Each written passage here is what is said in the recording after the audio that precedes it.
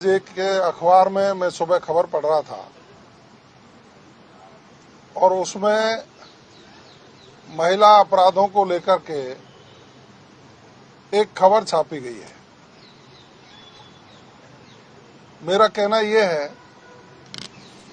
कि राजस्थान में कानून व्यवस्था की स्थिति सुदृढ़ हुई है। प्रदेश के मुख्यमंत्री आदरणीय भजनलाल शर्मा जी के नेतृत्व में सभी प्रकार के अपराधों में भारी कमी देखने को मिली है। हम यदि आंकड़ों को देखेंगे तो 2019 में महिला अत्याचार के 41,155 प्रकरण दर्ज हुए।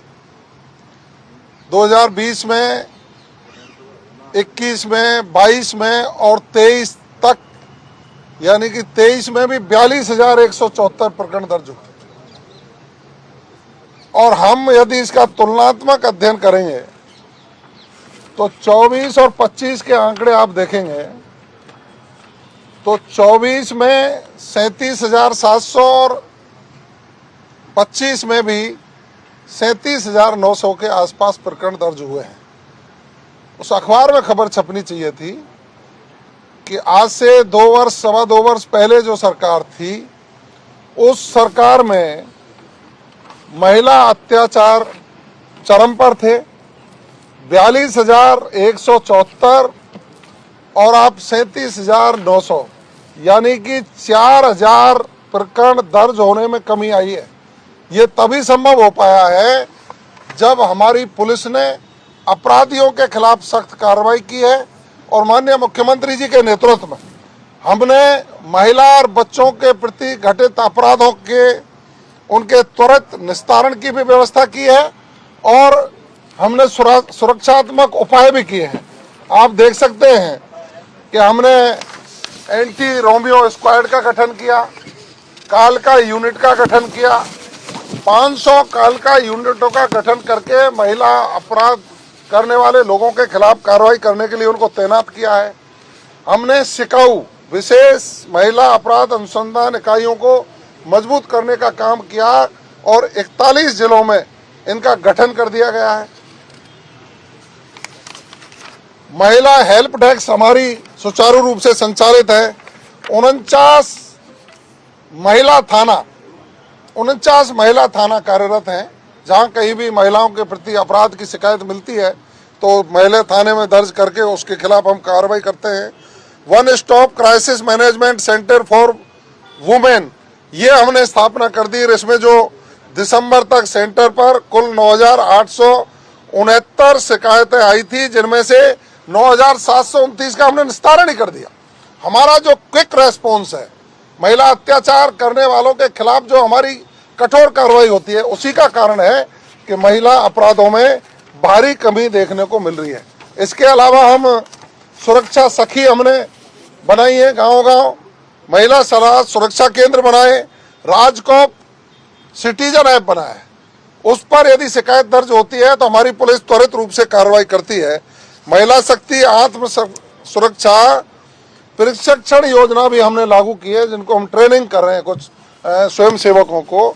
वो महिलाओं के विरुद्ध घटित होने वाले अपराधों पर निश्चित रूप से हमारी बच्चियों को, बालिकाओं को ट्रेनिंग के माध्यम से भी हम सशक्त करते हैं। और चूंकि हम उस संकल्प को लेकर चल रहे हैं, सशक्त नारी जिम्मेदारी हमारी, माननीय मुख्यमंत्री जी के नेतृत्व में महिला अपराध में भारी कमी जो आई है, ये उनकी माइन्यूटली जो मॉनिटरिंग है, उनकी प्रभावी जो कार्रवाई है और अपराध के खिलाफ माननीय मुख्यमंत्री जी का सख्त रवैया है, इसीलिए हम इस सभी अपराधों में कम हुए हैं। धन्यवाद। पंचायती राज के चुनाव आने वाले हैं, 2 बच्चों वाली जो बाध्यता थी उसको आप हटा दीजिए। एक छोटा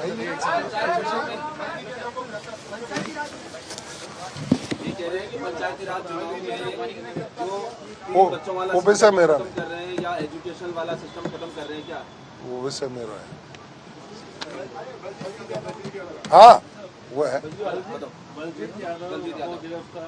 ईडी ने किया है, तो वो एक समय था जो कहते थे कि भ्रष्टाचार कोई करता पकड़ा जाए तो मैं कोई नाम कर रहा हूँ। देखिए, मैंने अखबार में खबर पढ़ी है कि बहरोड के पूर्व विधायक बलजीत यादव जी को हिरासत में लिया गया है। अब उनकी हिरासत के बाद जब मैंने खबर पढ़ी तो मुझे एक बार हंसी आई कि एक वही व्यक्ति जो ऊपर से दिखावटीपन करके भ्रष्टाचार के खिलाफ लड़ाई लड़ रहे थे, काले कपड़े पहन करके राजस्थान की जनता को गुमराह करने का प्रयास कर रहे थे, और वही व्यक्ति अपने विधानसभा क्षेत्र में विधायक निधि में जिस तरह का घोटाला किया और उसका पर्दाफाश हुआ और ईडी ने उनको हिरासत में लिया है, तो निश्चित रूप से उनको आत्मचिंतन करना चाहिए और प्रत्येक जनप्रतिनिधि को दोहरा रुख नहीं अपनाना चाहिए, स्पष्टवादी होना चाहिए, स्पष्टता से काम करना चाहिए। हमारी सरकार या भारत सरकार जो भी कोई भ्रष्टाचारी, जो भी कोई अपराधी होगा, उसके खिलाफ सख्त कार्रवाई करेगी, चाहे वो कितना भी बड़ा व्यक्ति। इस प्रकार से मैंने कल ही चिंता जताई थी कि नरेंद्र ने सरेंडर किस बात पे किया है, वो बात सबके सामने आनी चाहिए। और मैं अभी सुन रहा था सरकार के गृह राज्य मंत्री को, जो कह रहे थे कि मोदी जी की नीतियों की वजह से अमेरिका को घुटनों पे आना पड़ा है। तो वो नीति तो बताए कौन सी है? ऐसा कौन सा काम किया है मोदी जी ने जिसकी वजह से अमेरिका घुटनों पे आया? जवाब तो आपको देना पड़ेगा ना, ये बात तो बताइए ना। घुटनों पे कौन आया है सब जान रहे हैं। आपकी जो हालत हुई है, आप पे टैरिफ ठोका गया, उस पे पेनल्टी ठोकी गई, आपको शपथ तक में नहीं बुलाया गया, आपकी बार बार जो है तौहीन की गई। 70 बार ये कहा गया कि भारत और पाकिस्तान के अंदर सीज फायर मैंने कराया है, उसका आप एक शब्द में जवाब नहीं दे पाए। बात कर रहे हो विदेश नीति की। ऑपरेशन सिंदूर हुआ, एक भी देश हमारे साथ आके खड़ा नहीं हुआ, और पाकिस्तान के साथ 3 देश, तुर्की, अजरबैजान, चीन, उसके साथ आके खड़े हो गए, और हमारे साथ कोई आके नहीं खड़ा हुआ। ये तो विदेश नीति है। आज जो है अमेरिका का आगे ये लोग झुक गए हैं, सरेंडर कर दिया है, और अमेरिका ने अपनी जो डील कराई है उससे देश के किसानों के हितों को आपने ताक पे रख दिया। अमेरिका के जितने भी डेयरी प्रोडक्ट हैं वो आएंगे, बिना टैक्स के आएंगे, और हिंदुस्तान का किसान जो है भूखा मरने के कगार पे आएगा, उसको वापस सुसाइड करना पड़ेगा। आज तक इस देश के अंदर किसी भी प्रधानमंत्री ने अमेरिका की ये बात नहीं मानी।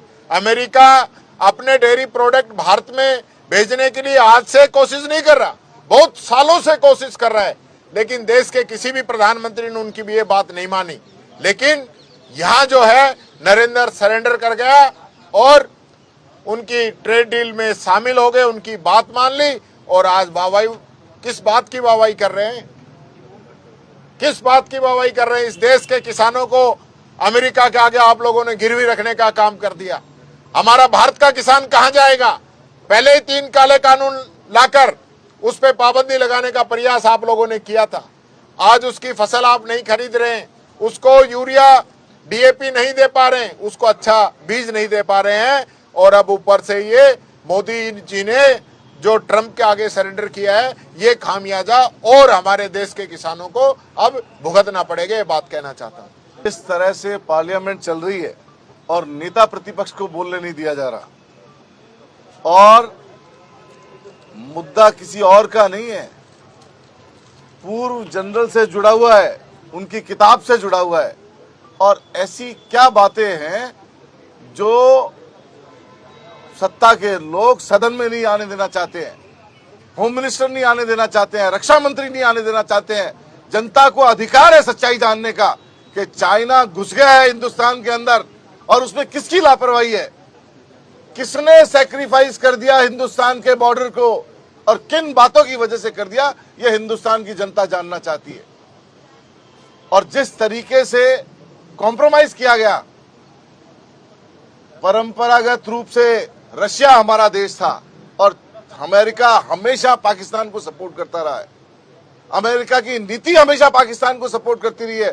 जब जब इतिहास गवाह है, जब जब मुद्दों पे बात आई तो अमेरिका हमारे साथ नहीं खड़ा होकर पाकिस्तान के साथ खड़ा हुआ, हमारा कोलैबोरेशन रशिया के साथ रहा। और आज हम दबाव में आके हमने कॉम्प्रोमाइज कर लिया कि हम रशिया से पेट्रोल नहीं खरीदेंगे, हम अमेरिका से पेट्रोल खरीदेंगे। अमेरिका का सामान, एग्रीकल्चर प्रोडक्ट आएगा हिंदुस्तान के अंदर। हम दबाव में आ गए और दबाव में आकर के हमने न केवल अपनी विदेश नीति के साथ बल्कि अपनी आर्थिक नीति के साथ कॉम्प्रोमाइज किया। इसकी जरूरत नहीं थी। अमेरिका से लड़ते हम, पूरा विपक्ष चाहे घर में कैसी बात करते, अमेरिका से लड़ते हम आपके साथ खड़े होते, लेकिन आपने ऐसा नहीं किया है।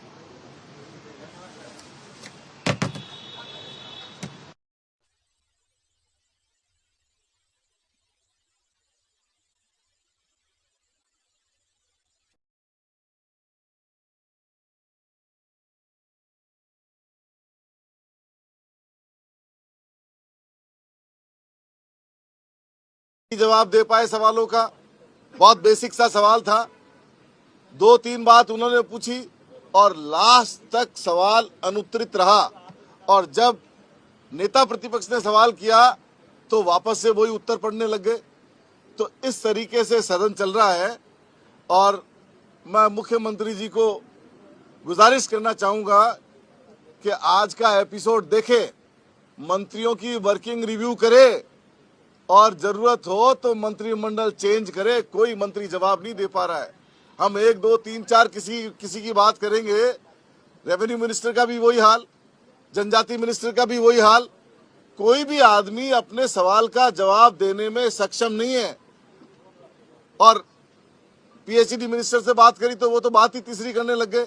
एक भी आदमी अपने सवाल का जवाब ठीक प्रकार से नहीं दे पा रहे हैं।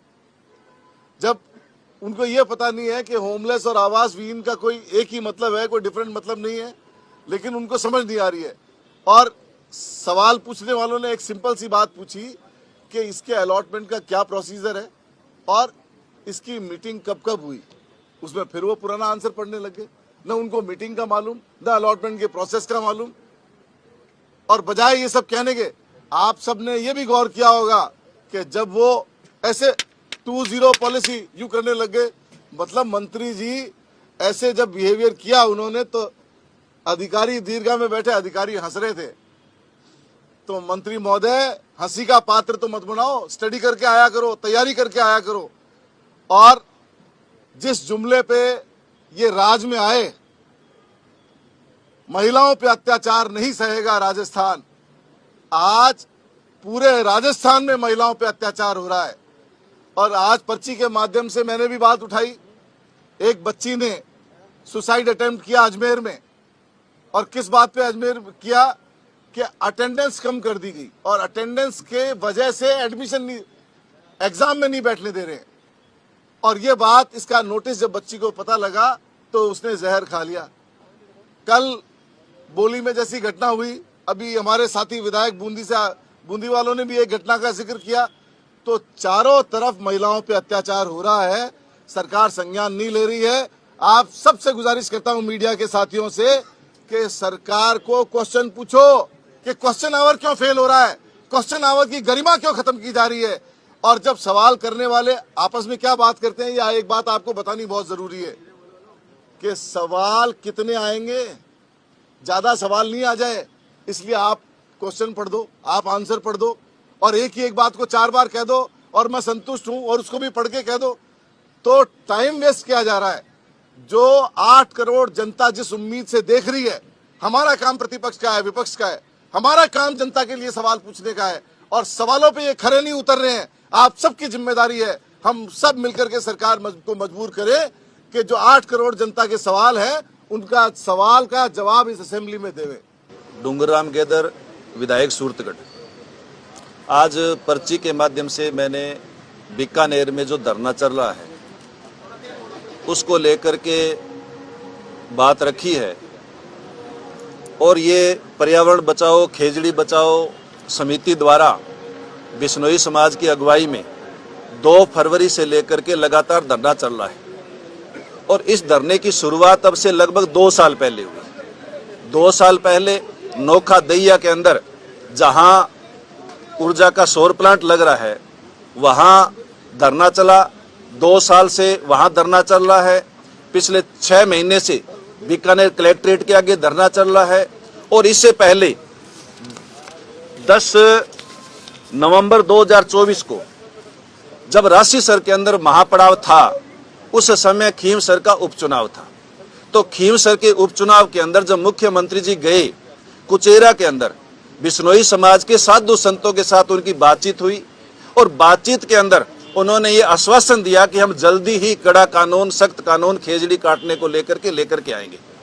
चुनाव निकल गया, बात निकल गई और वो सारी की सारी बात है वो जुमला साबित हुई।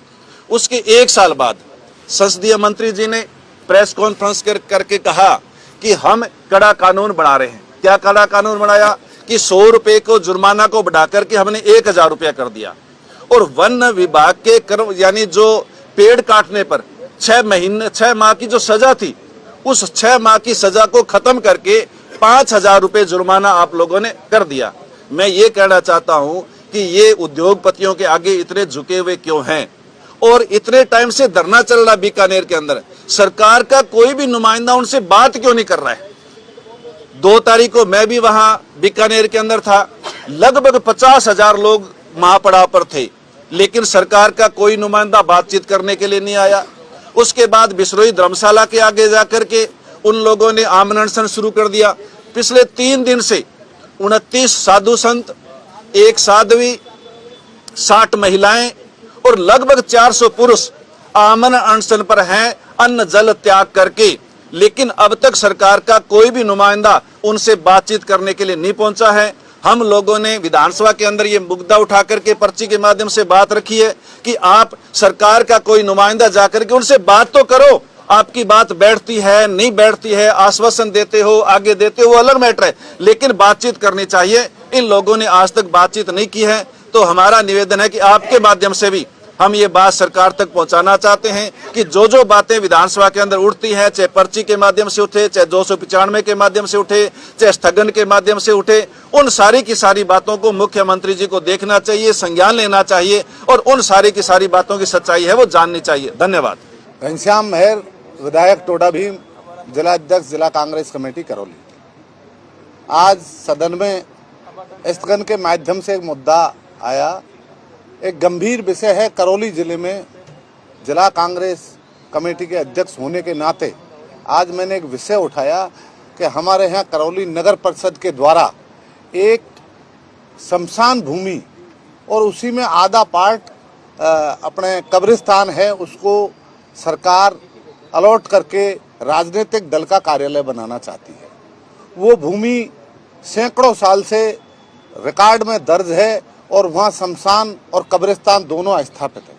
आज प्रशासन ने उसको वहाँ लोगों की बॉडी का अंत्येष्टि करना भी बंद कर दिया है और उसको राजनीतिक दल का कार्यालय बनाना चाहती है।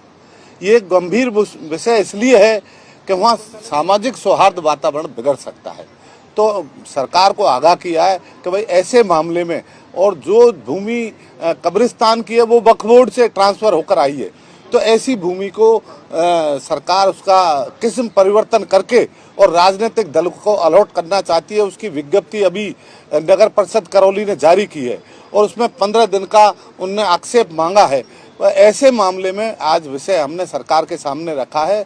इस तरह की मैं आपके माध्यम से भी ये कहना चाहता हूं कि सरकारों को ऐसे काम नहीं करने चाहिए जिससे सामाजिक सौहार्द वातावरण बिगड़ सके।